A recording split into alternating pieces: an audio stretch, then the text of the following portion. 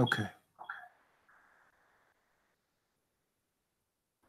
Welcome back, my people.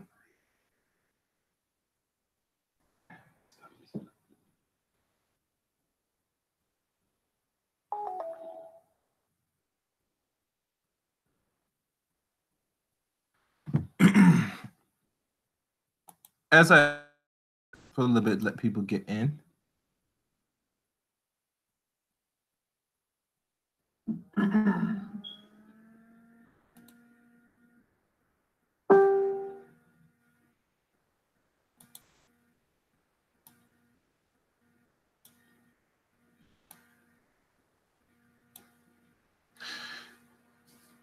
Today is Wednesday.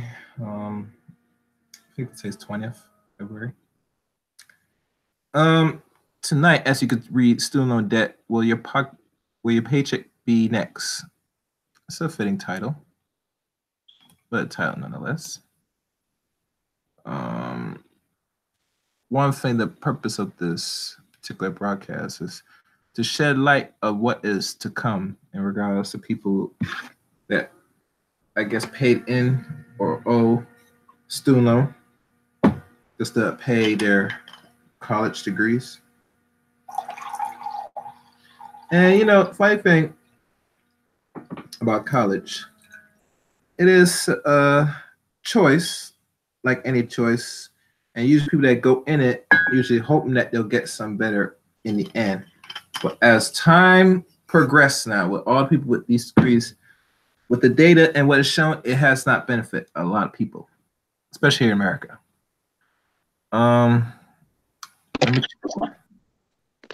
Yes. Yeah. What's up? What's up, man? What's up, man? I'm gonna soon get your take after I go for my little dissertation reading on it. I'm saying, and everybody know this is the great liberator, Mary Brown. I'm saying. Okay. I'm just gonna give people a few minutes before I start. Amir, besides what's been new so far? 'Cause I noticed you've been active lately for the last couple of days. I mean, nothing out the ordinary. I'm just pushing back on a lot of the bullshit that's out here, that's prevalent with many of these sisters. And the thing for me is, I really don't care what people's opinions of me or any of those things, because one thing that is true is that my rhetoric and my lifestyle and my life history is consistent with what I say. So it's not like you'll have me talking all this stuff that I'm talking, and then you come to find out that my wife is not black, or you'll find out I have an illegitimate child, or those types of things. I walk it like I talk it, and so the opinions of individuals in social media, YouTube, I really could care less about. It like I wipe my ass with it. It's toilet paper to me. You know what I'm saying? But I'm very good at understanding the problem as it exists with the black family, and all these these band-aids and other things that we want to try to institute to get away from the real issue here. Because even if we talk about black men creating institutions for these male-dominated spaces to to help mentor boys or any of those things ultimately become undone if the child still has to go back home to a home environment that is not conducive and compatible to what's being instilled in the boy in that institution. So it still goes back to the family. The first organization is the family. The first institution is the family. And so that from my vantage point, that's what has to be restored. And this is something that I've always been aware of, and this is why I made certain decisions in my lifestyle in my life to keep my family intact to a certain extent, because I understand the implications of it not being intact. Even even when we talk about child sexual assault, child abuse, the sexual molestation rates of girls and black boys, these things are much more connected to the family structure than anything else. That is one of the prime risk factors is the family organization, how the family is situated, what is the structure of the family. See, and so, these are just things I've been talking about on Facebook, on social media. And, these conversations, they make many Black people uncomfortable because, see, we only care about truth when that truth is not shining a spotlight on what we're doing personally or where we're falling short at personally. But the moment the truth that's being brought out falls in our garden, we automatically become offended because now the spotlight is on us. And this is essentially what you have. And I mentioned this last night on Cerulean's panel, is the niceties of civility that dominate the discourse in American society, this climate of being politically correct, where everyone must tiptoe and dance around, around the truth, the objective truth as it exists. And the objective truth is the reality on the ground. And the reality on the ground is reflective of the things that I'm saying and that I'm talking about. Mhm. Indeed, indeed, indeed. And it goes back to again that it's not what you're always doing on even social media or anything you do that is a sign of hate. Is a sign of a sense of love and understanding. To know saying I care, and as any respectful man, like you said, that has family, that my concern is how I see the world is now and how I might leave it.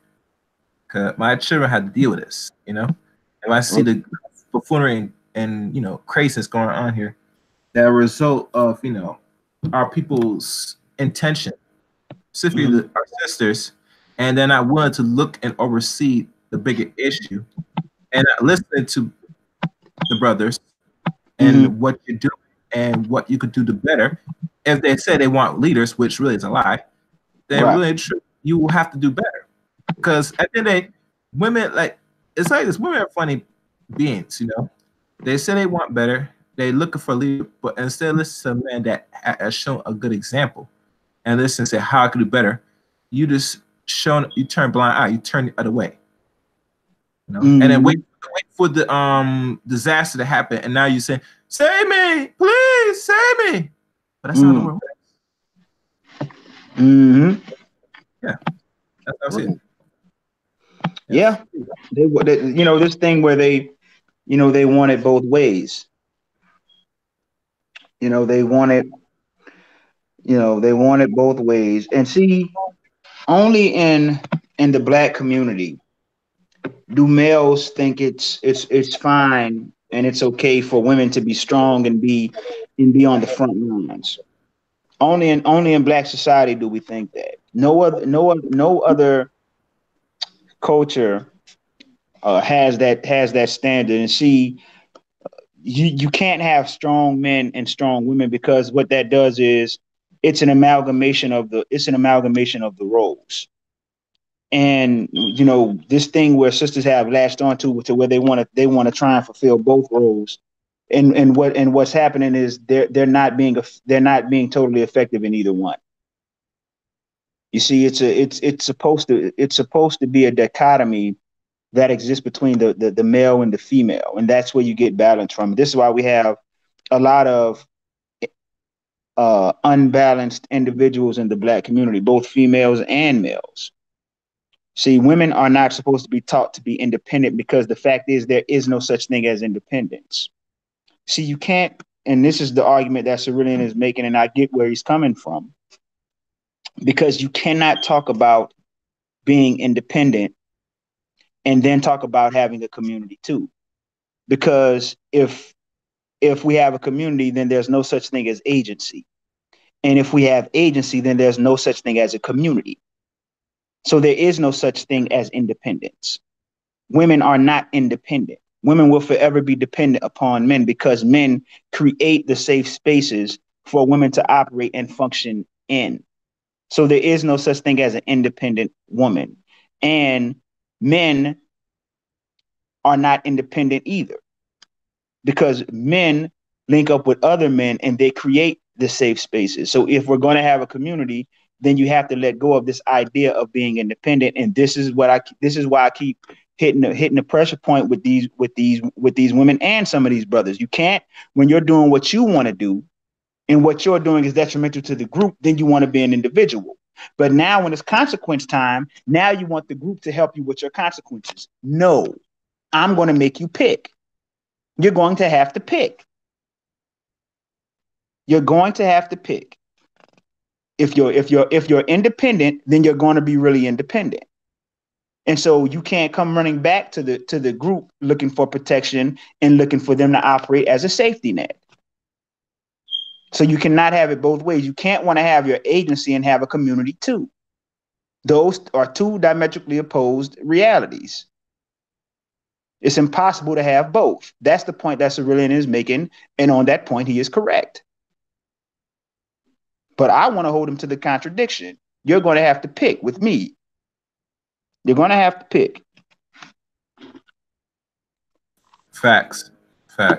Very facts, you know. Yeah, when you're doing what you're doing and it's creating an unsafe environment for the group, you don't give a damn. It's all about you. But then when the consequences come, and this is for some of these brothers too, then when the consequences come, now you want the group to help and step up. No, fuck that. You're going to pick. Mm-hmm. No one individual comes before the group. That's right. Choose one. That's right. Remember, did 1677. That's right. Choose one. In life, there's choices. Right. Choose what you want. You cannot have it both ways. That's what I keep trying to tell sisters. You can't want to be strong and then want strong men too. Both of us can't be strong. That's common sense. If I'm strong and you're strong, we're gonna clash. Mm-hmm. So that can't work. And that's what you have with a lot of sisters want to try and operate in both roles. And what's happening, neither role is getting fulfilled effectively. So everything is suffering. This is why sisters have a net worth of $5. This is why the majority of brothers who are born to these single mothers and these single mother homes, this is why they have to take penitentiary chances, because they're born in an economic situation where you have one individual, typically the mother, who's trying to run the household and trying to work and provide too. That's not going to work. Mm-hmm. Especially when we couple that with the fact that the resources of the planet have always rest in the control of men. This is where we get the terminology, the feminization of poverty. Men rest, the resources rest in control of the male group. That's what Cerulean be talking about. Understanding everything he's talking about. See, so this idea where you think you don't need a man. And so this is why these brothers have to go out here and do things that either get them one foot in the graveyard in a banana peel or one foot in the jailhouse in a banana peel. They have to take penitentiary chances. See, it's easier for a man and woman working together in a household to make it than it is for a woman by herself trying to make it, and for a brother who by himself trying to make it. You see, it's a reason why we call it safety in numbers. It's a reason why you have herd animals like sheep or buffalo or any of these other types of animals. They graze in a group because it's safety in numbers. So what are you talking about? This agency thing? That's a myth. Yeah. It doesn't exist. Even the oligarchical families, the plutocrats who run everything, they don't operate with personal agency. They operate as a collective group. This is where you get the banking cartels from. So it's still a group phenomenon. Mm-hmm. You know what I'm saying? Yep. Of course. All right. So let me go into my subject matter. I want people to sit and listen, because I just want to clear it up. So let me share my screen. Find it. Give me a second. And as y'all know, I'll make sure no message comes. As y'all know, the subject, the people that's now tuning in now, the title of today's subject is student loan debt. Will your paycheck be garnished? And as I see that it's now sharing, and I know people could see it. Let me know. Okay. And the purpose I'm mentioning is because I know one brother mentioned this yesterday on the same stream about this. Mhm. And I did talk about this yesterday, but I'm gonna recap it on this again to prove a little more emphasis and my take on it. Because to everybody know, I have done a show on this, I think almost 2 years ago, maybe a year ago, maybe almost 2 years ago, on student loan debt and what will happen to what is to come. And if I do find that broadcast, I will share it on my link on YouTube. Well, let's go into it. A GOP proposed could snatch your student loan payments right from your paycheck. Lawmakers are proposing a massive overhaul to the student debt system. Borrowers' monthly loan bills will be automatically deducted from your paycheck. The plan quickly drew criticism from consumer advocates who call it mandatory wage garnishment. As we go down, student loan borrowers would have their monthly bills automatically deducted from their paycheck if a Republican-backed proposal become law. Senator Lamar Alexander, R10, chairman of the Senate Health, Education, Labor, and Pension Committee, laid out the detail of a massive overhaul to the student loan system in a speech early this month. The changes could affect some of 40 million people. Now, mind you, people, when I did a broadcast on this, like I said, a year ago or two, the average right now, there's 40 million Americans, and I'm not sure by race, but just in general, just 40 million, have right now are in student loan debt. Some of them even default on student loan debt now, for some time now. And as y'all know, during that same broadcast, if I can recall, the debt of people owing in student loans gravitate the ceiling of the natural debt in America, which is pushing 1.3 trillion at that time, 2 years ago, maybe a little bit more. And what is now known that people don't understand is that the more you're borrowing and either are paying or refuse to pay or you default on it, it's not only going to hurt you as your credit score, but it also hurts the country in regards to debt, which, you know, the country operates on debt. I want people to know. But let me continue. The average debt at graduation is currently around 30K, up from 10K in the early 1990s. So it jumped for over during that time, 1990s to now. I think it increased to 20K more in a span of almost 30 years. The country outstanding student loan balance is projected to swell to 2 trillion by 2020. And really, like I said, we're in 2019. So if I had to guess, looks like we're pushing now 1.7 trillion right now in 2019. So if everything falls the way it goes and it keeps jumping a trillion every year, I could say it could be right on target within 2 trillion within the next 3 years. Let's continue. The current borrowers are matched with companies that administer the federal student loan program, and they have some of 14 different ways to repay their education debt. Under Alexander's proposal, there would be just 2 repayments rooted, one in which borrowers' monthly bills are capped at 10% of their discretionary income, and another that spreads their payment out over a decade. Employers would be responsible for taking the funds from their employees' paycheck and sending them to the. Of course, student loan borrowers currently can't set up automatic payment with their lenders. They also typically get a discount on their interest rate for doing so. I think this proposal is likely to become law after some tweak, said Mark Kawagoski. I don't know if I pronounced that right. A student loan expert, and I think this is his name, or this is him. Yeah, this is him. This is actually Lamar Alexander Firm. This is the picture of him. Lamar said his proposal would streamline the student loan system and protect borrowers. It makes sure if there were no money earned, there would be no money owed, and that would not reflect negative on a borrower's credit, he said. The plan quickly drew criticism from consumer advocates who call it mandatory wage garnishment for borrowing with tight budget that needs to be navigated on a monthly basis. Forced automatic payroll withhold may mean diverting money away from rent, heat, or food in order to pay their student loan. Read a report by the National Consumers Law Center. I might click on it later. Criticism on the proposal say that payments should always be voluntary and that people need the flexibility to default on their student loan. 1 in 5 borrowers are in default or delinquency on their student debt. And here's a picture of a shared undergrad borrower who defaulted. Within 12 years of entering the school, for-profit college, 52%.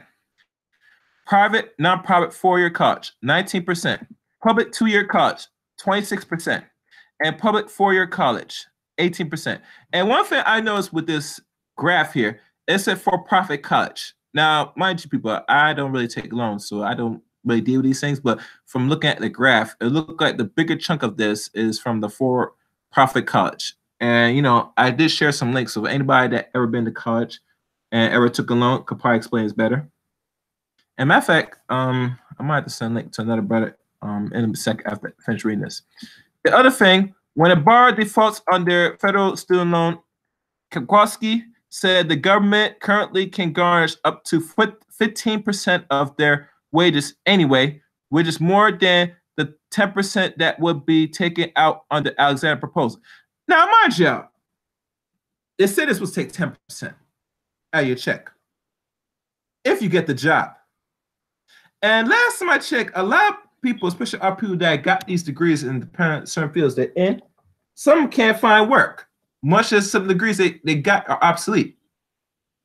So I wonder, now that this thing is being proposed, I'm not sure if it's put in effect, and I did try to hit up Cerulean on this, that this could be detrimental to not the average American, but could be detrimental to our people, because majority of people that's taking loans is not black men, it's a lot of black women, because they say they're the quote unquote most educated. So they say. But let me continue reading. Many borrowers who defaulted have sufficiently income to repay their debt, but just have difficulties managing their money.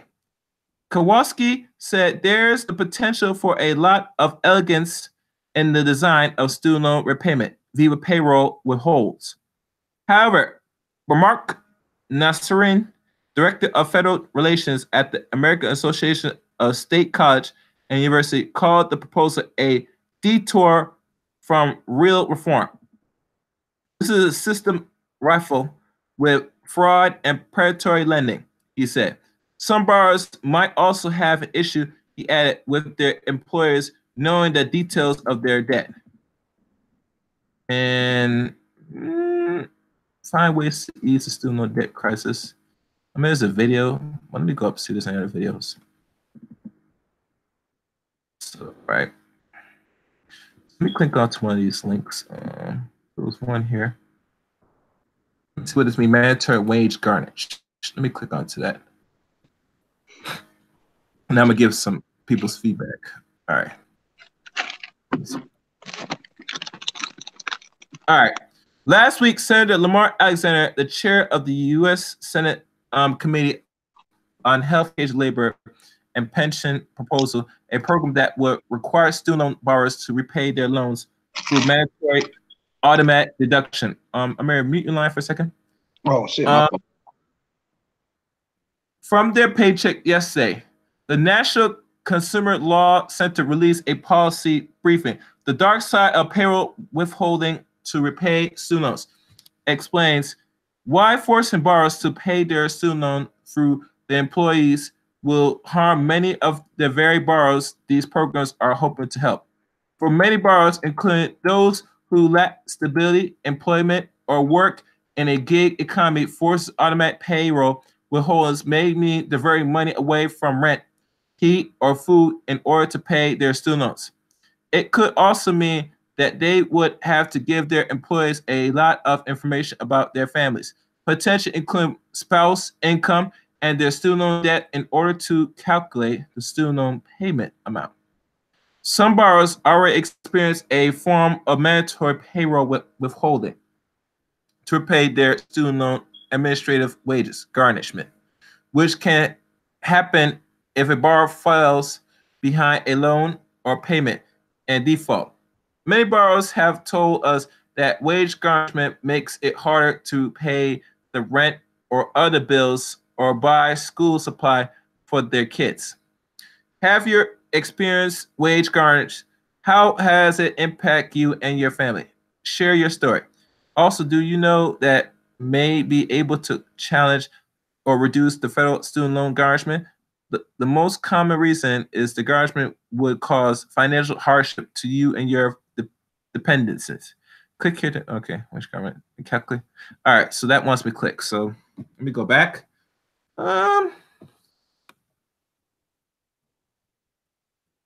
Maybe we should talk about this. All right, so let me stop sharing my screen for a minute.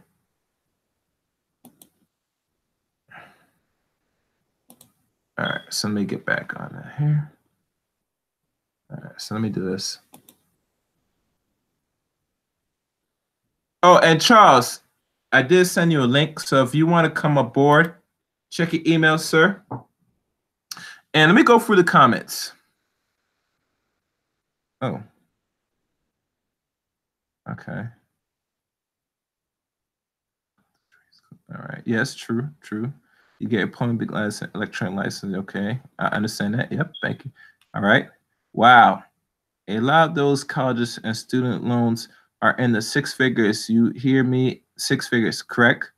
The only thing college guarantee is debt. That's true. Very true, Officer Charles. A lot of tech companies now don't even look for your degrees you have there. All right, so Mary, I know that I read that. I'm not sure if I read it too fast or clear enough. Did you get what I just read? To get your take on that? Yeah. Look, man, that that college thing is a racket, and it's just like I saw. Charles Faulkner said. He said the only thing that a college degree guarantees is debt, and that's absolutely right. Mm-hmm. You know, what I'm saying? That's absolutely right, man. When unfortunately a lot of sisters have bought into that, that get your education thing, and what it really is, it's not even real education. You know what I'm saying? And I hate to say that because I don't want to be disparaging of the academic accomplishments and achievements of sisters, but that's just the truth. I mean, even when we go back to the idea of centralized education, in American society, it was always an elitist apparatus to glean a few bright minds from the general populace. That was a quote that Thomas Jefferson made regarding education. That's really what it was for. All it does is reinforce the status quo of the oligarchs and the plutocrats, and it's really just a shell game. You know what I'm saying? Because I know sisters who are college graduates and who make, they have a good income, but those goddamn payments, boy, be hell, man. And like a lot of those, they be paying for college into their 40s and 50s, man. Mm-hmm. You know what I'm saying? Like some of those schools is like it's like six figures. I mean, even like when you look at Trinidad, for example, and I'm using them for an example because I know from firsthand that they have free secondary education. So it doesn't cost them any money to go to college in Trinidad. And I think it's probably some other countries like that too. I think it is. I can't think of all of them, but so that whole thing where you got to pay and all that, like that's a shell game, man. Cuba is another country. Depending if you want to be a doctor or a medical thing, it's very affordable as well. But this is my thing with the college thing, and I get pushback on this, and I'm not pushback just to be disingenuous, but I'm being honest to tell people this, even women or men, or anybody. You going in there, there's only two things you gotta look for. If you're not going to be a doctor or a lawyer or a sophisticated high engineer, anything else you do, the amount of 4 years you spent or that, you're wasting your time. And not only wasting your time, But like I said, these are six-figure debts people are accumulating just by the decision alone. Mm-hmm. And the funny thing about it, outside of America, you could probably get away and still attend college. I know Charles putting something in the chat room. I'm reading this in a second. But overall, people don't understand this, that, it's a Ponzi scheme. And it's been a Ponzi scheme since they start removing a lot of the industrial jobs, the things that helped fuel America during the end of the 60s, going on some parts of the 70s. Once those start to go, most of that sit there that can get to college or, attend it, it became more, I would say, feasible. Like some people can get in there a little bit more easier now. The route to go to college is not that difficult like it was 40 years ago. Mm-hmm. So right there, if anybody get in now, that tells you the value of college is garbage. So one time, usually you had to put in work just to get in there. You know what I'm saying? Right. And usually when you come out, you might get something out of it. And one thing I read out of that second piece of the article, that a lot of people don't know how to manage their money. So right there, you live in a capitalist system. One of the best gigs and Ponzi schemes to get a whole bunch of money is through predatory loaning. Right. And it said it there about the warning, the danger of predatory loaning. The money changers, man. The money changers. It's always the bankers and the lenders, man. You know what I'm saying? Mm-hmm. Even in the Bible, in the New Testament, there was the problem. You know what I'm saying? And the Bible said about the money changers. You know what I'm saying? They talked about it back then. Mm-hmm. Isn't that something? Yep. These are the same individuals, man. Mm-hmm. All right, I think Charles wrote something. I noticed no one falls in college. In college anymore. They do it just to keep going. It's more bigger than that, Charles. The average rate now of an average college student here in America is 5 years now. So what that tells you? Hold on. Oh, my mic is working. Okay. What that tells you? That tells you the longer you stay in it and you know that you're not really getting no scholarship, you're paying out of the loan. The more money that the college get and the more debt you put into. I noticed this.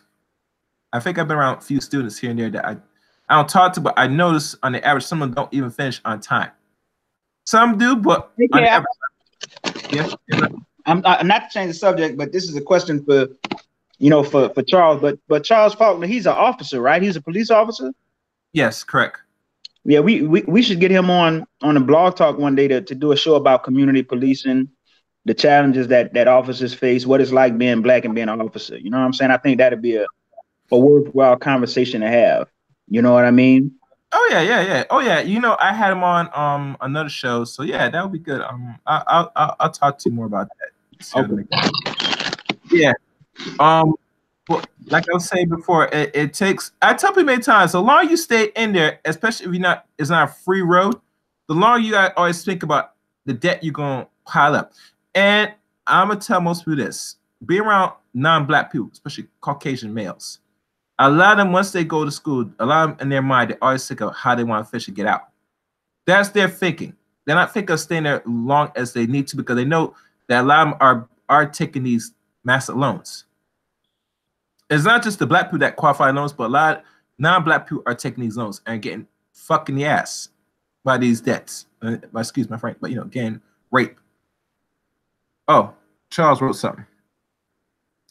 Remember, jobs out there will say you're underqualified to you and go to get your associates, then a bachelor's, then a master. Then you hear the damn news of being overqualified. That's the whole point, Charles. And isn't it ironic that most of our people that fall for that goofy shit, time I say you get, last time I checked, for any job that you're trying to do and you need, you should have the necessary so-called quote-unquote skills just to bring quality to that so-called corporation. But when you see the games that they play, when it comes to our people, especially men, I'm saying you're underqualified, you're too qualified. I mean, I look at it as make up your mind. Do you want a qualified person or not? because there's no such thing as you can't be overqualified. And this is my thing when I hear those talks. And I know people don't like this.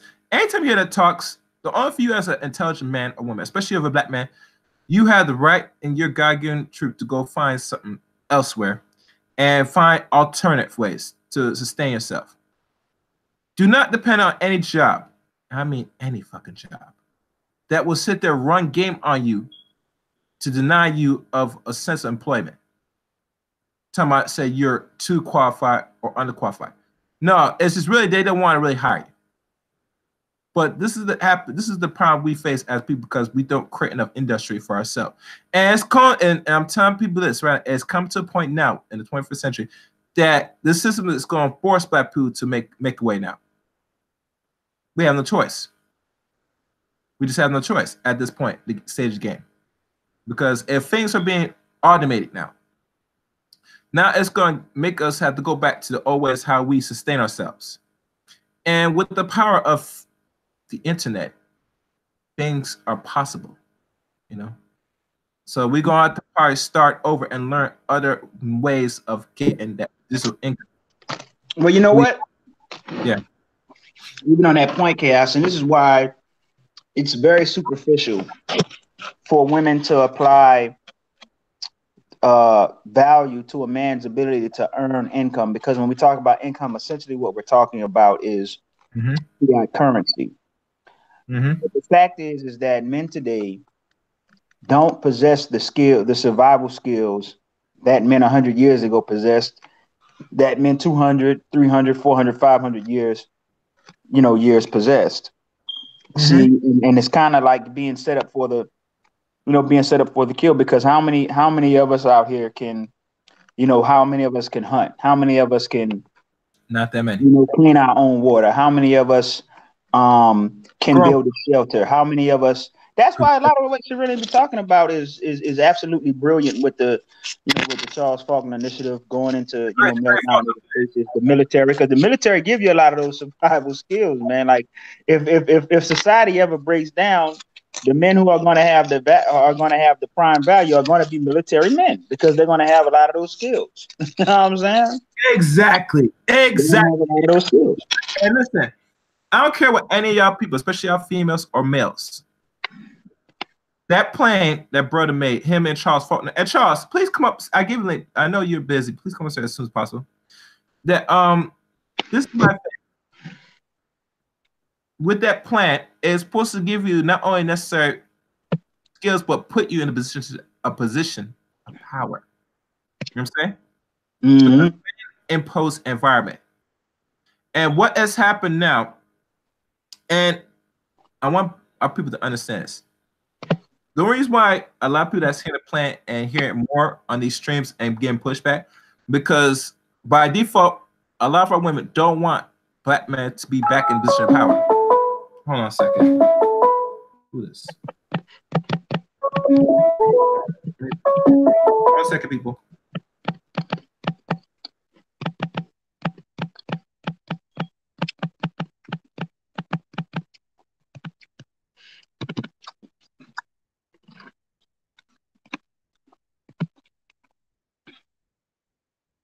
Sorry about that. Somebody tried to call me. I'm not sure who name is author something. If you want me to send you a link, please hit the messenger and I'll give you the link. But like I said before, like any plan is put into action is a necessity, because it's not gonna get easier, it's gonna get harder. And because black men don't have necessary skills, the normal survival skills, especially living up here north or particularly down south, a lot of them can't do certain basic stuff to survive any disaster or any type of situation, And my only concern about the community is that our women are somewhat in control right now of this community. So in knowing this, that when we talk about what is necessary for the future to see us to put us back in a position of not only leadership but power, a lot of women are not going to divorce that power. So when they look at their sons, and a lot of them have sons, they're not thinking of say how we gonna put our children, especially our sons, back in the position so we could survive and thrive. That is not in their psychology. And I don't think it was in their psychology. Regardless, someone will say yes, no, it's not, because as a man, I more watch the action of people. I don't go by their words. If I'm seeing you, you tell me one thing, I'm seeing you do some opposite, and you've seen countless times, Amir, then obviously I know by default you're bullshitting.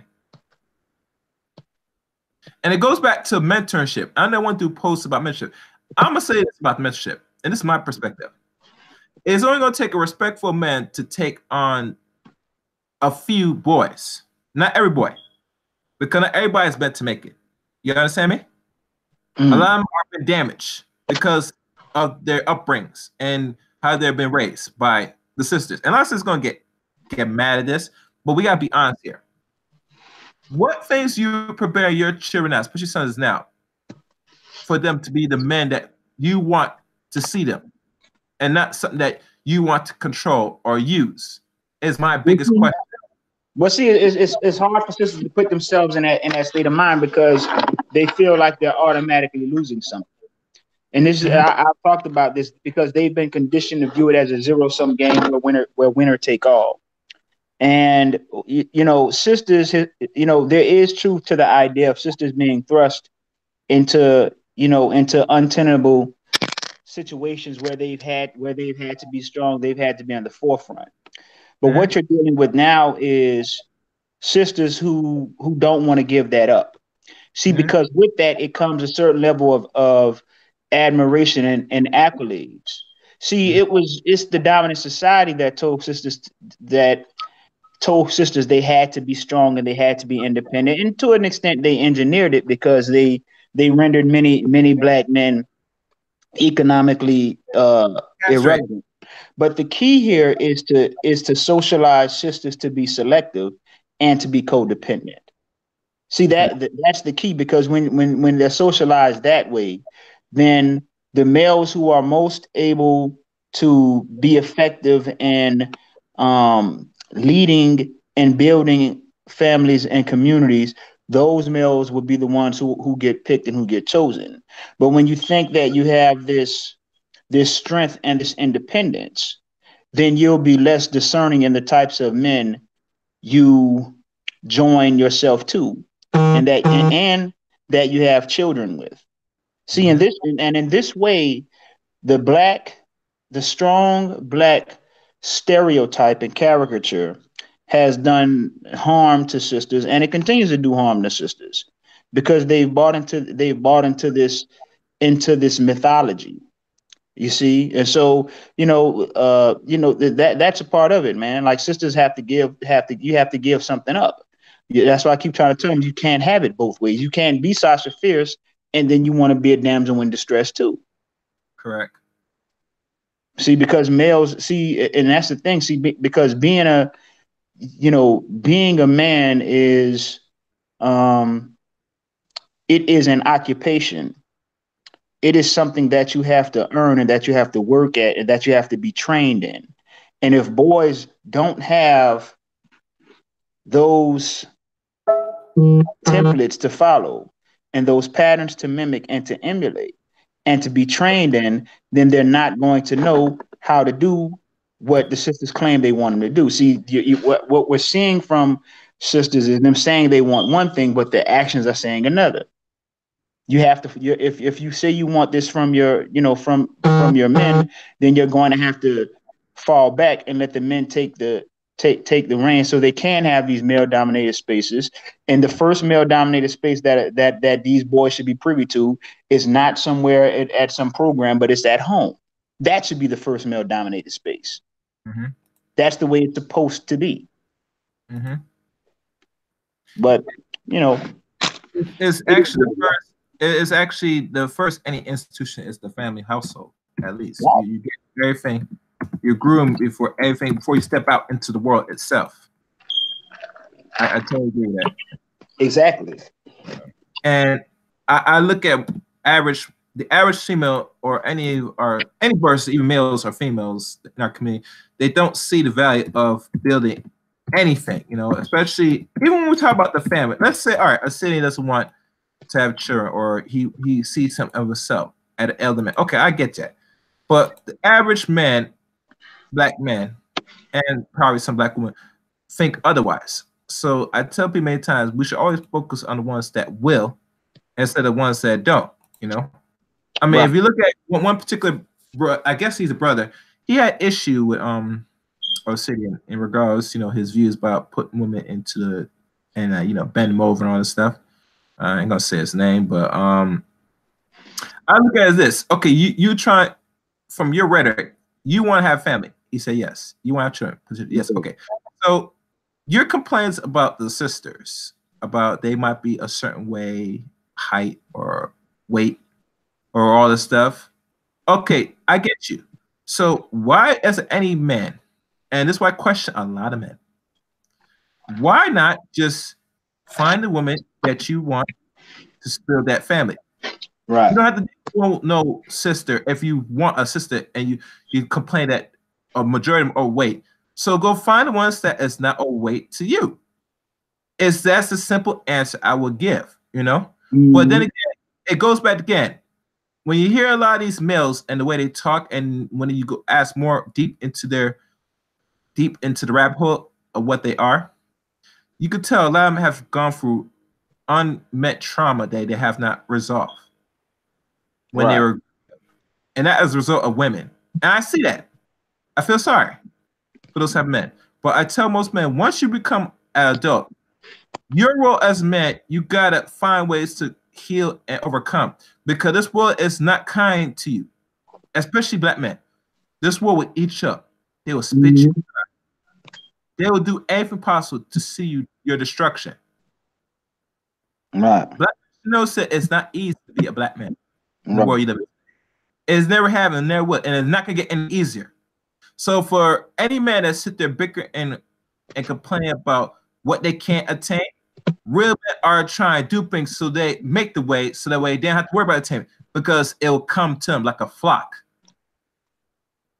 That is manhood. That is true manhood. If you have not reached that zeal, I'm sorry, brother. You need to go check yourself out and get yourself some help. Right.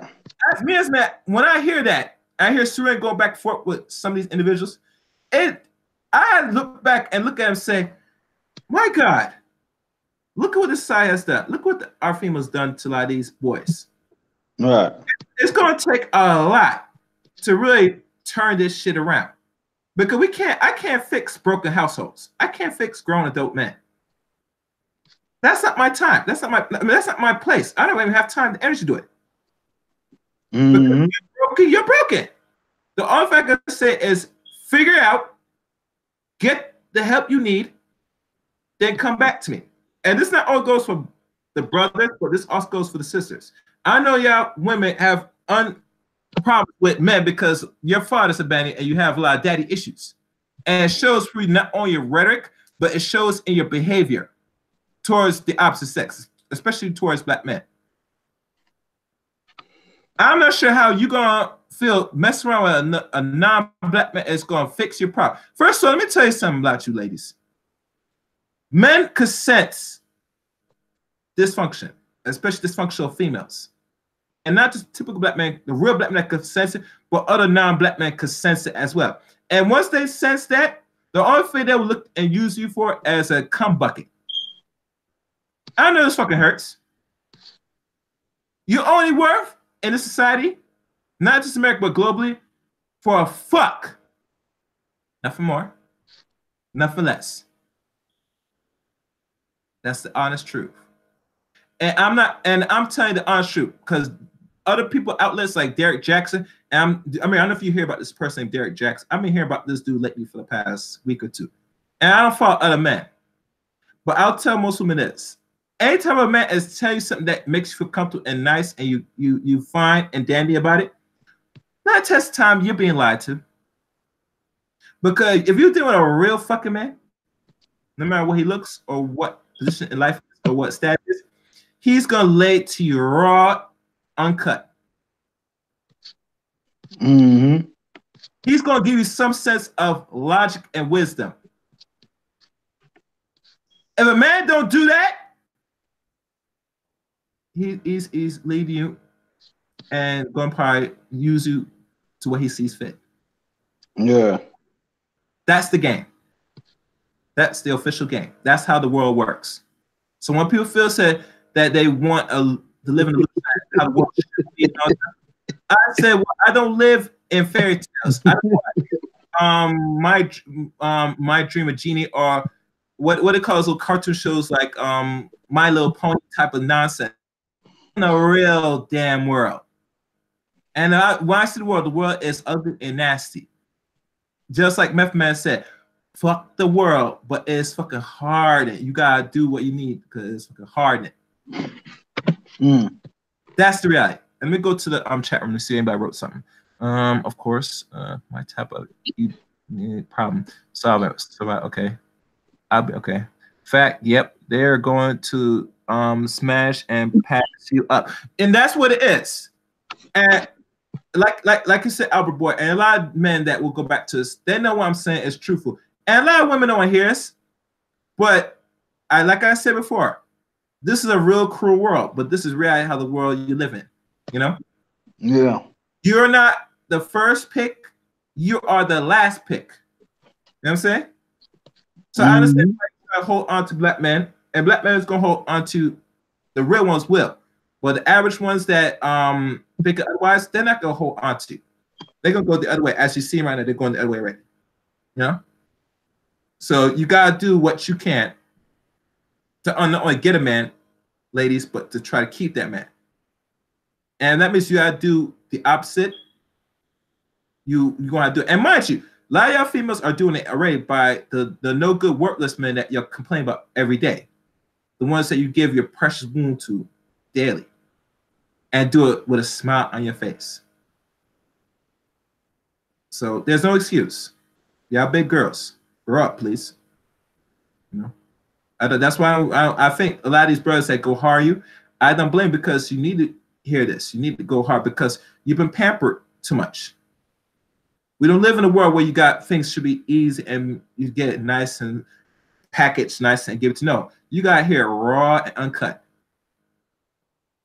You know, and a lot of men that you deal with is going to deal with the logic and tell you what it is, whether you don't like it or not. And the ones that sit there tell you some fairy tale and also that it's not him, it's you, they lie to you. You gotta get away from the dudes that seriously pander to you. You always should question any person that's you telling you nice things and also and not really think of what really trying to get at. You know, I get in my pants. They're trying to suit and to make me feel good. No, you gotta know the real hard truth. You know, and I kind of regret real sisters that has sister circles really tell other sisters when they really fuck it up and what they should do better. You don't have that anymore. You never did really have it anyway. Because a lot of these women that your friends that you mess around are friends, actual friends, they're gonna tell you what the hell you need here because a lot of them are in competition with you, ladies. So if you don't think you live in a competitive world, you're dreaming. You're fucking dreaming. Most and you know, Mary, you told me some stories of some ladies up here, you know, sisters fucking other sisters' husbands. You know what I'm saying? Right. Because that dude is good. He carries something. So she want that. And she'll take him from you. And still smile and look at you like it's nothing. Right. That's the world you live in today. So let me go back. And you said you have a certain thing to go to because almost I think it's during that time now for you and Mary. Not for this, this step out of here. Yeah, he hasn't emailed me yet, so I guess I'll just hang out for a little while, see what's going on. Okay. As we wait for Charles Faulkner, they say it was coming up. Another thing I do want to discuss, still on that page. And one thing, like any people that is either still going to school or are finishing, and a lot of them are fret to do this. I remember there was some outlets of people that could relieve it student loan debt. I know some people that could do it, and you know people have to pay for some to get that expunge. But my thing is this with our people, especially the sisters. I can't speak about black men. Black men in college too, but but let's say most of the majority of the debts on women because they are the ones quote unquote getting these degrees. Ladies, while you're in this university, you always gotta find other ways to get that residual income instead of always thinking that you're gonna look for that job and that job's gonna be waiting for you.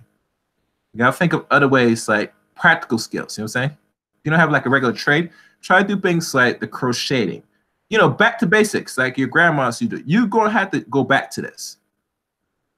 Because one thing I've noticed with a lot of women that got these degrees, some from bachelor's, master's, and doctor, all the other skills that keep them to be feminine or things that women should be doing is not there. Some of it's gone.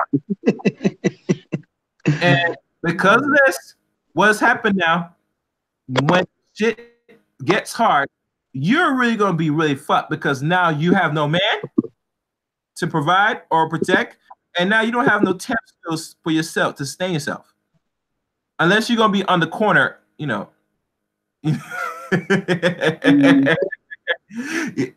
gonna be nice. You get what I mean, ladies. But yeah, you're gonna have to learn some side hustle skills, while if you're attending this user if you're gonna get these degrees, you can't just sit there. And I know most outlets like Black Business School, Boyce Walkers had interviews with other sisters that have these degrees and tell them about what you do with your money and all that. And that's good, but overall, you got to really find other ways to get that income instead of just going through the institution. Because the institution is the best place now to take more of your resource. And think about this, America. With all these debts, which is over 40 million, last time I checked, when I read, that a lot of people are having, that have the debt. A lot of these people are going to be very much deprived and could potentially not even come up in life. It could probably lead to more poverty, which we're seeing right now. Because the way of the wealth gap here in the United States is completely screwed, where they said the quote unquote rich is getting richer, while people that is either middle or poor is getting poor. And we have to evaluate what are we doing to continue furthering the gap. Because something people are doing to continue to separate the gap. Policy could really help us sponge this gap, but till then, we always got to look at, most people got to look at themselves. What are we doing to contribute to our gap between this wealth gap? Because college is a robber of wealth to people. Because once you owe more than $250,000 in student loans, it is very difficult to pay back, especially if you get a job and your job only pays $50K a year and your student loan outweighs the amount you get paid yearly. That check is going to be expunged heavily. It's going to be taking more than 10% from what I read. So really, you're going to be carrying more or less home, especially not doing your money. I mean, I hear of stories of people that had doctorate degrees, especially Black females that got doctorate degrees, and they still poor. What that tells you? What the fuck that tells you? That tells you that degree you get that think is going to make you all right was a fucking lie, ladies. There's no way hell you're a doctor and you're still messed up financially. I know some doctors, not that many, and they still paying off student loans, and they graduate 20 years ago. Yeah, maybe almost 30 years ago. Last time I checked. Wow. I never piece why. I know why, because what student loan debt does, it keeps a cap space of what you already were going to potentially make, and it caps you even further. You don't know what a job does. Actually, it caps you. It limits how much you could potentially make. Hey, Chaos. Yeah. I'm gonna jump off the call right quick. I'll come. Do your thing. Okay. Thank you, Mary. It caps you. And with this cap space, it furthers what you could potentially make down the line. Hold on a second.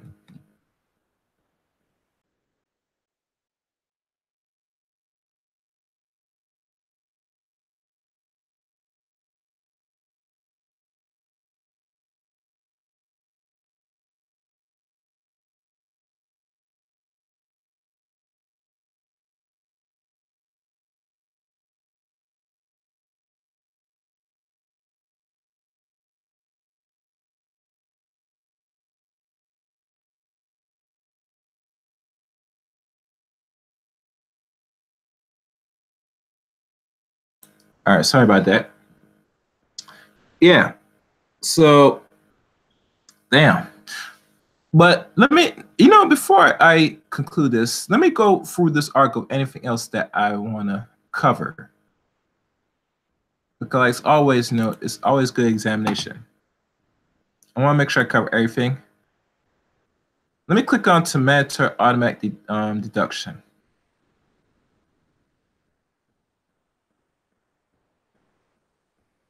Oh, wow. There's actually a 10-page about the mandatory deduction. Yes, I'll read it since I want people to go back to this. So let me do this.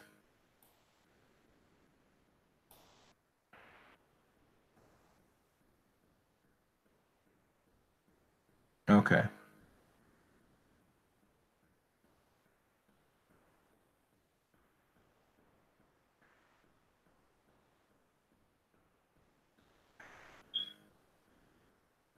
Okay. Let me see if this is working. If anybody can see my screen, let me know. All right. Let me check.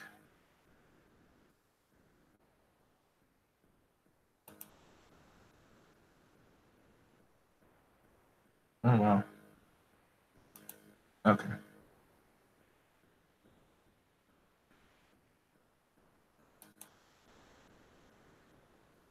Okay.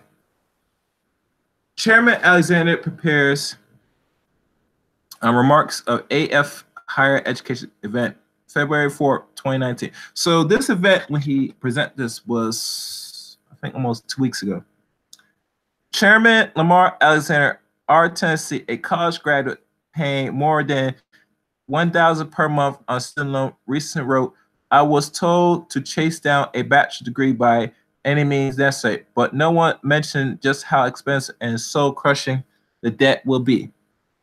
The United States has most of the best colleges in the world, but also the most graduates paying off college debt. Roughly 40 million borrowers, or 1.5 trillion in collecting student loan debt."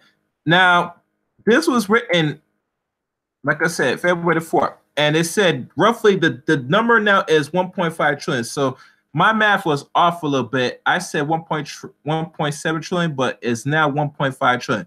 So from what I could do the math, it jumps to, if it was 1.3 trillion or 1.2 trillion back 2 years ago, to 1.5.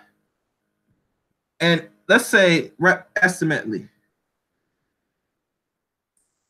it seems to me it jumped an additional close to, I would say, 700 to more billion a year, at least, or 500 billion annually, to amount to today's 1.5 trillion. Let's keep going. The question that I hear most often about college are, can I afford it? Is it worth it? And can you make apply for financial aid and repay student loan simpler? And from administrator as well, can you do something about the jungle of red tape that makes it so hard to apply for federal financial aid to pay back student loan, and that wasting money on overhead that could instead be spent on students? Today, I have 3 proposals to help make the answer of all 4 of those questions yes. First, simplified by the FSA, we can cut from 108 to no more than 2 dozen of number of questions and dread free application of federal student aid, FSA, then 20 million families must fill out each year if they want a federal grant or loan to help pay for college.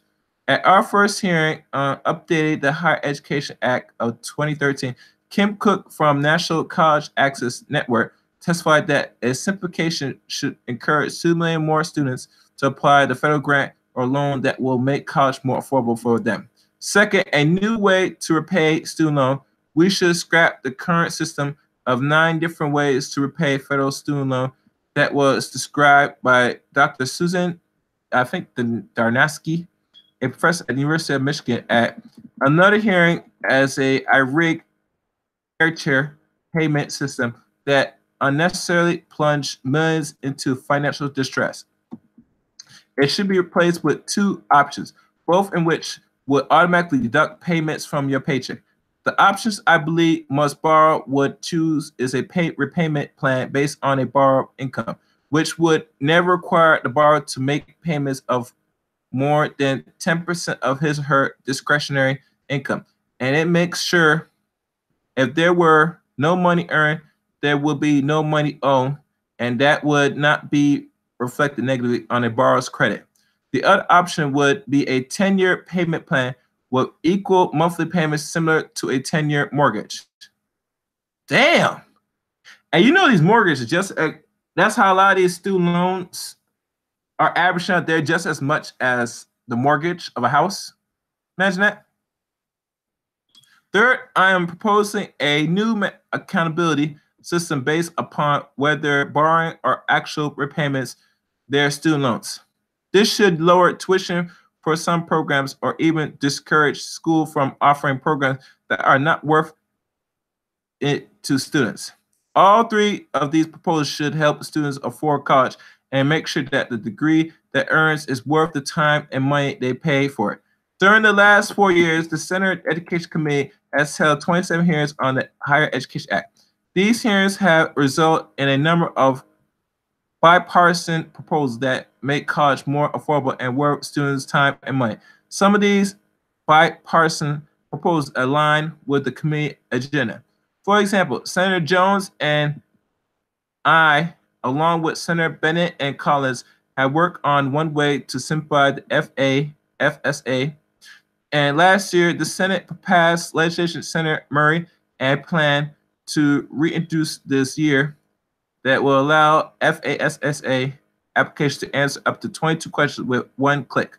Senator Burr and King have offered a way of simplifying the bewildering loan repayment system. And there are other good ideas. For example, Senator Murphy, Ezine, and Hassan are interested in expanding competency-based education program on campus. Professor Walter Russell Meds described these programs as measuring whether a student is learning stuff instead of measuring how long he or she sits in their seats.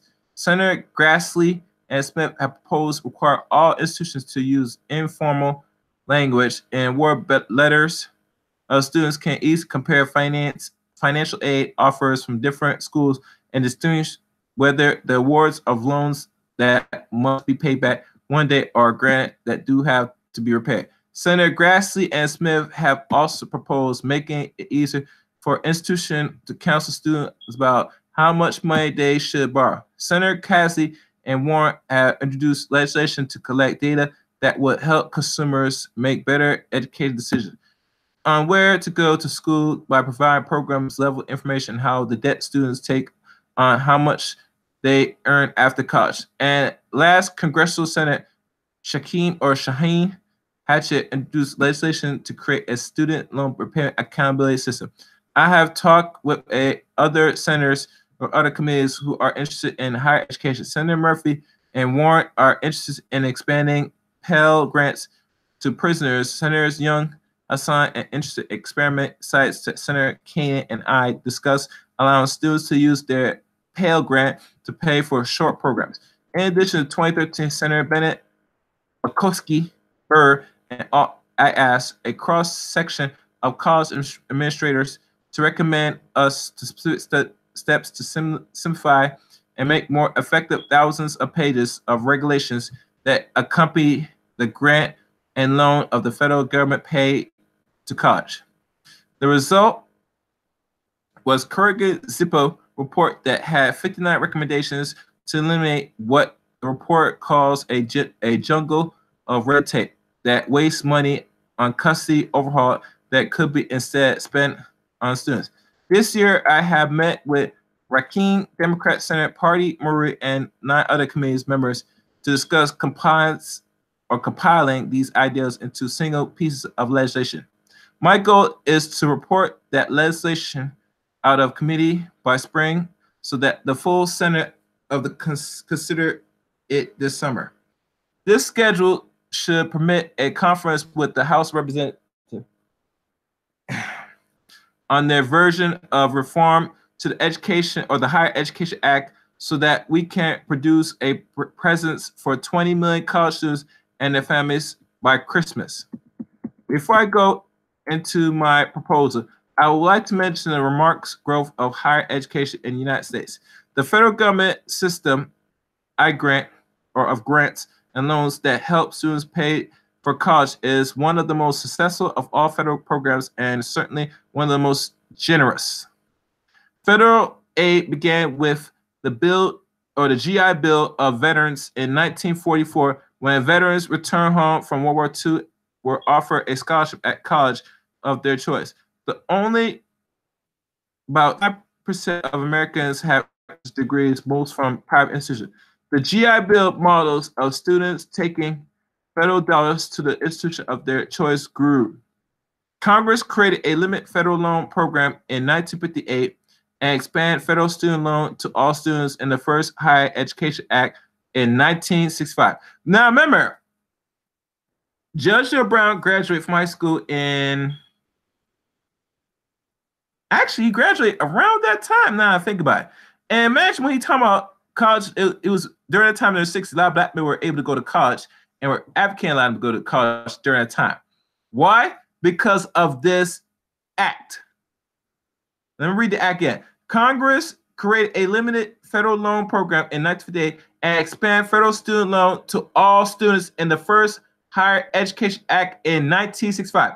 That's why, because they passed that act in 65, right on time, after the Civil Rights Bill passed in 64. By then, about 10% of Americans had earned a bachelor's degree.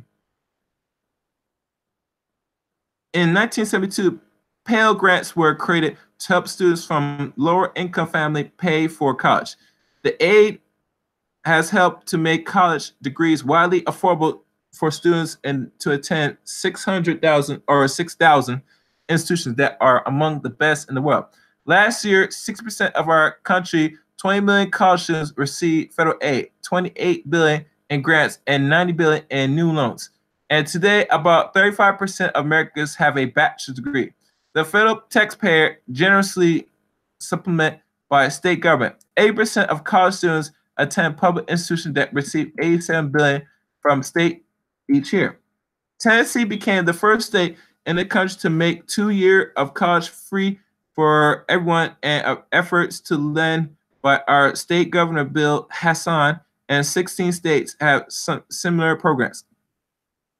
And there is a vast system of private scholarships, loans, and help or works programs to assist students who want a college education. Paying for college is never easy, but because of such generosity by taxpayers, foundation, and private individuals, you may think. In addition to the 16 states where 2 years of college is free for many students, for most students from lower income families, for states and other states that states that 2 years of college is nearly tuition free as well.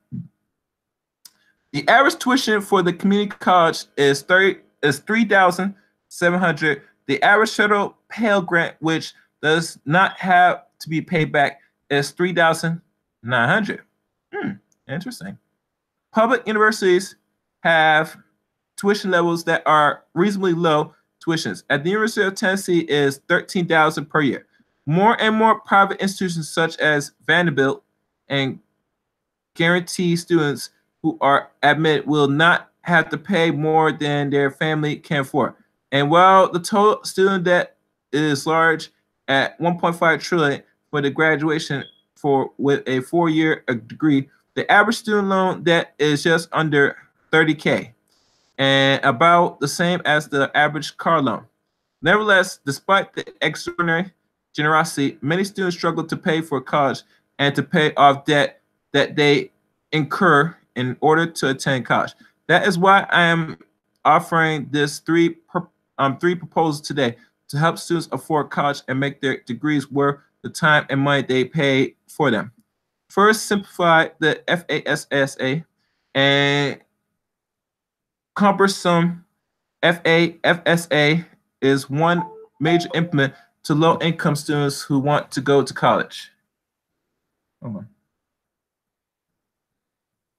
They and their parents are intimidated by the complexity and wary of the government form and don't see why they should have to give the education department information they have already given to the IRS, which I agree.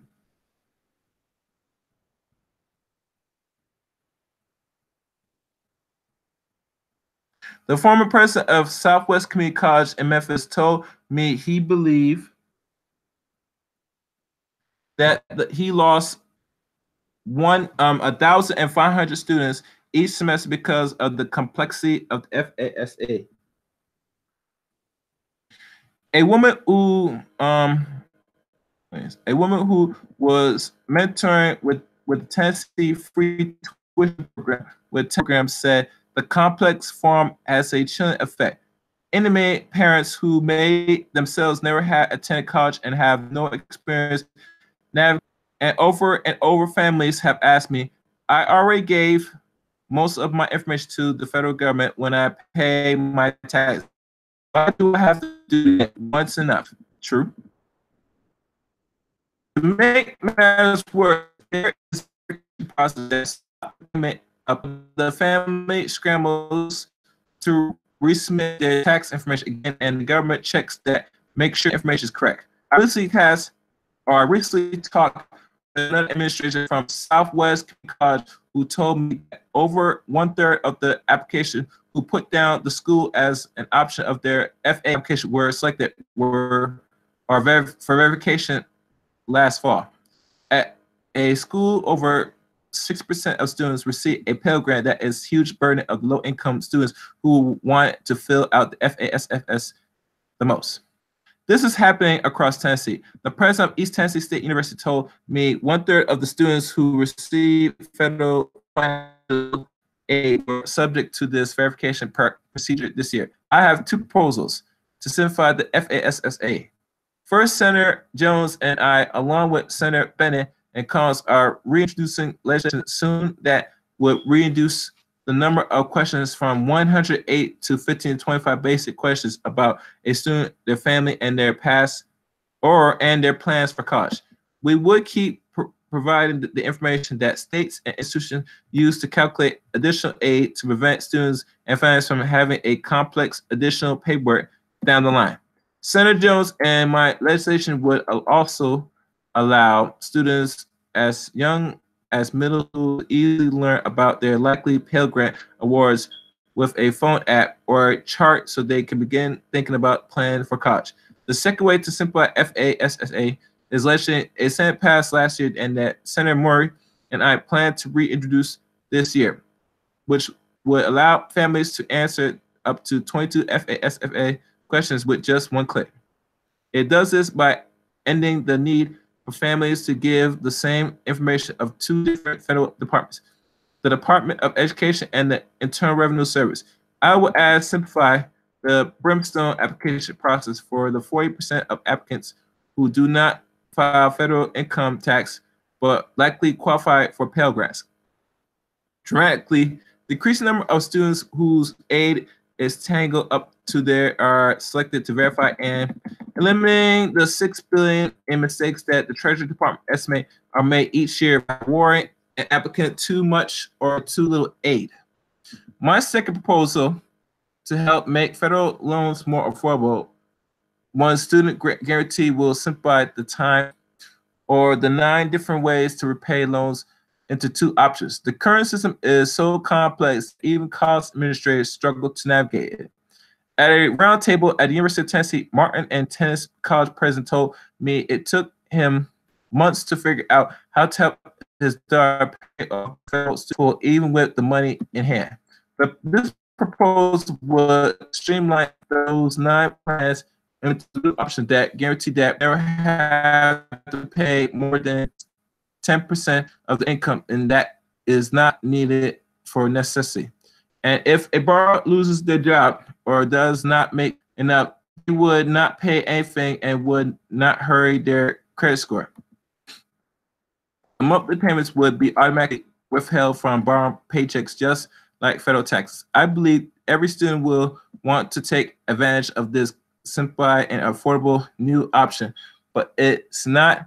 They will still be able to opt to pay on the existing 10-year loan repayment plan schedule, which is for many borrowers will help them pay off their loan faster.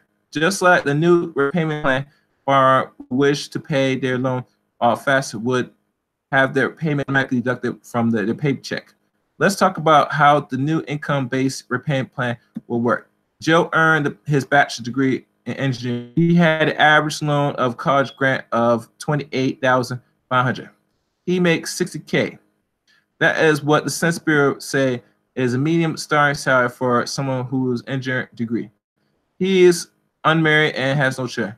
So that year, we deduct the portion of the income that is for necessities, that is $18,753. And what is left is what we call the discretionary income of $41,265. He will pay 10% of $41,265 a year, which $4,127 or $343 a month. Under this proposal, even if he never gets a raise, Joe will pay back his loan in 9 years. Now let's take May, who earns a bachelor's degree in economics, and she averaged $28,500.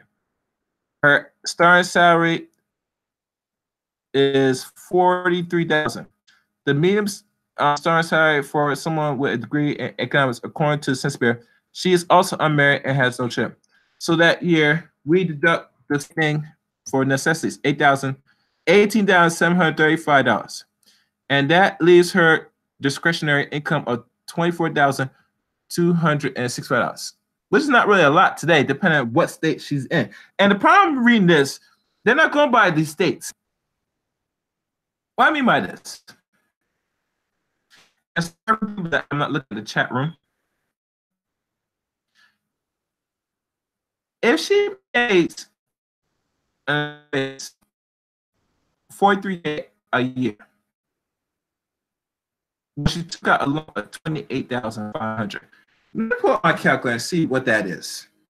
I gotta see the numbers in this. 1 second, black people. All right. Subtracted by the debt she owes. Okay. So if we cut up 43 subtracted by 28, on average, she'll make $14,500 a year. Now, what is said here, that the year we deduct the same thing for necessities, $18,735, and that leaves her discretionary income of $24,265. May will pay 10% of $24,265 a year, which is $2,427, which is $202 a month. Now, it seemed like it might sound good from what I'm reading, but what I'm doing the math of, if that's how much I make a year, and then without all the other things, I'm still not bringing a lot.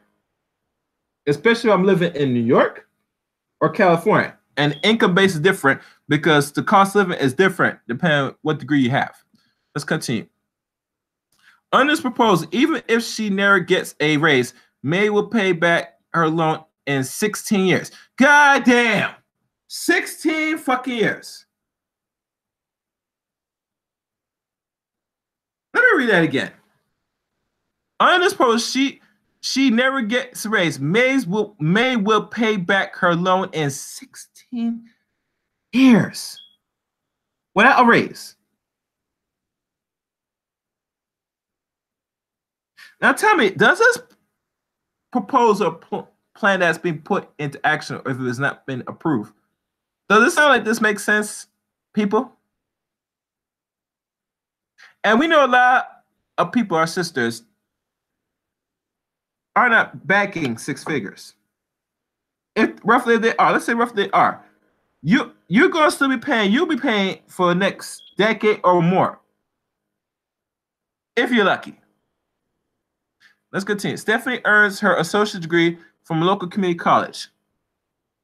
She has a 10,400 in student loan debt. The median amount in recent community college guarantees would expect to have. Her starting salary is 39,000 a year. The median salary for a 25-29-year-old with an associate degree. Okay. She's unmarried and has one child. So the proportion of her income that's needed for necessities is $23,365. Is large because it is supporting two people. That leaves her discretionary income of $13,635. Stephanie will pay 10% of that $13,635 a year, which is $1,364, which is $114 a month. Under this proposal, Stephanie will pay back her loan in 10 years, even if she never gets a raise. Finally, let's look at someone who isn't able to repay their loans. John went to community college for a year, took out $7,500 in student loans, but dropped out after his first year. He makes $20,000 a year. He is unmarried and has no children. So we deduct the portion of his income that is needed for necessities, which is $18,735. And that leaves this discretionary income of $1,265. John will pay 10% of $1,265 a year, which is $127. Under this proposal, assuming he never gets a raise, John will have not repaid his loan in 20 years. Let me read that again. Under this proposal, assuming he never gets a raise, John will have not repaid his loan in 20 years. Damn. And 3 out of these 4 examples, the borrower were able to pay back their loan in 20 years. And if these students have reasonable salary increase, they will pay off their loans even sooner. But for those undergrad students like John who never made enough to pay back their loan in 20 years, it almost that he hasn't been paying after 20 years is forgiven under current law, and that seems like a policy we should keep. Under this new repayment system, students will have a manageable payment and will complete pay off their loan, which is good for the students and is good for the taxpayers. This new option should end the nightmare that many students have or never been able to afford the student loan payment. My third proposal is a new accountability system for college to make sure the degree they offer are worth students' time and money. Okay, this new accountability system will measure whether students are actually paying off their loan. The proposal would simply and expand what the Great Gainful Employment Rule proposed in 2014 by U.S. Department of Education tried to accomplish. What is different is that it would apply to every program and every college, public, private, and for profit. And the measures will be much simpler. For some programs, that should provide college with an incentive to lower tuition and help their students finish the degree and find a job so they can repay their loan. There will be other good ideas, and some of them are difficult. One of these rules about campus safety. The U.S. Department of Education is proposing a rule addressing campus safety, clarifying what is required by the Title 9. I'm glad to see the department is going through the remaking process, which allows the public to submit commitment. It is my belief that Congress can also address some of these issues, and I am committed to trying to do that. We have a commit with many different voices and diverse views, but we have been successful in bringing legislation with broad bipartisan support, including with the dividends governments, including fixed federal student loans by law, fixing No Child Left Behind in 21st Century Cure Act of legislation to combat the opioid crisis. In my conversation with Democrats and Republican senators, I have found a remarkable degree of bipartisan consensus about the direction we should take to make college affordable and make student degrees worth their time and money. Of course, there will be difference of opinion, and if there are, we will resolve them in traditional way by voting. And if we cannot agree on one thing, I would be willing to do so or do as our committee has in the past, which is move forward of these information, matter of which we can agree. There has never been a time when more Americans agreed to education and training beyond high school and essential to a good life and higher income. It is our responsibility to take whatever steps we can to help students afford college and make sure that the degrees that they earn worth the time money they pay for them. And that is the end of this article. And let me stop sharing.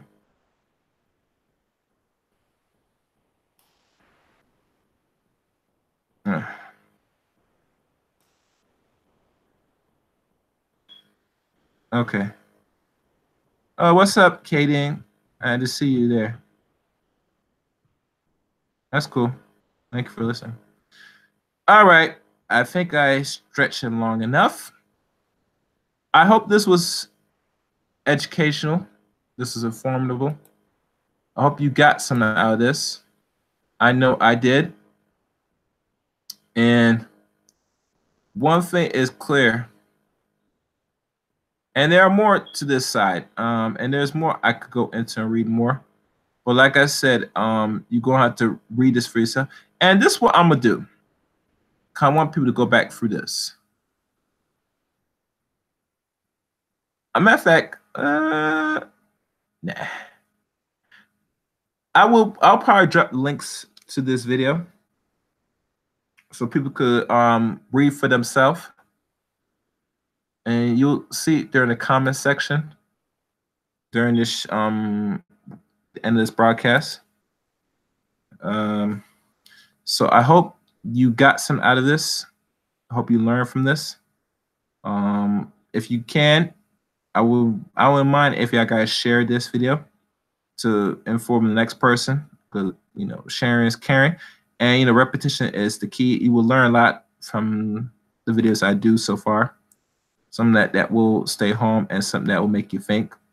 And that's what I want to accomplish today during this live broadcast. So like anything else, till next time. And I appreciate y'all for coming by and listening. Let the chaos